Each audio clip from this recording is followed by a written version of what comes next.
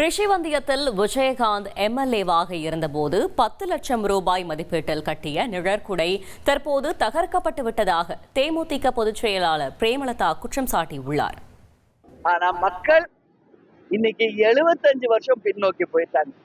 கள்ளச்சாராயம், டாஸ்மாக், போதை, எங்கு பார்த்தாலும் மணல் கொள்ளை, லஞ்சம், ஊழல், வேலை வாய்ப்பு இல்ல, விவசாயம் இல்ல, தொழில் இல்ல, இந்த மாதிரி கரண்ட் இல்ல, எவ்வளோ நான் சொல்லலாம். அந்த மாதிரி இன்னைக்கு இந்த தொகுதியுடைய எம்எல்ஏ அதை செஞ்சிருக்காரு. இப்பதான் மண்ணலூர்பேட்டையில நான் பேசிட்டு வரேன். அந்த ரவுண்டானால கேப்டன் மக்களுக்காக உருவாக்கிட்டு போனார் ஒரு நிழல் கூட. அது என்ன பண்ணுச்சு?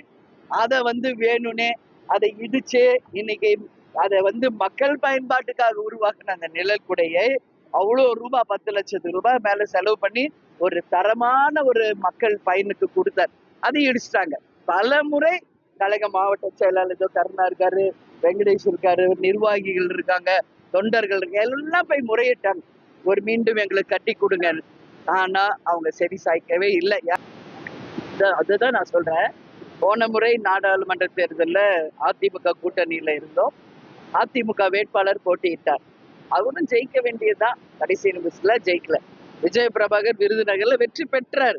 வெற்றி பெற்றதை இல்லைன்னு அவங்க அறிவிக்கிறாங்க. ஏன்னா 39 தொகுதி ஜெயிச்சிட்டோம், இன்னும் ஒரு தொகுதி என்ன அதை ரிவர்ஸ் பண்ணி அறிவிங்கன்னு மேலிடத்துல இருந்து அவங்களுக்கு போன் போனவொடனே விருதுநகர் தொகுதியில விஜய பிரபாகர் தோத்ததா அறிவிக்கிறாங்க. ட்ரெண்ட ஃப்ரெண்ட் ஆக்கிக்கோங்க. தந்தி டிவியின் சப்ஸ்கிரைபர்ஸ் அண்ட் ஃபாலோவர்ஸ் குடும்பத்துல நீங்களும் இணையுங்க.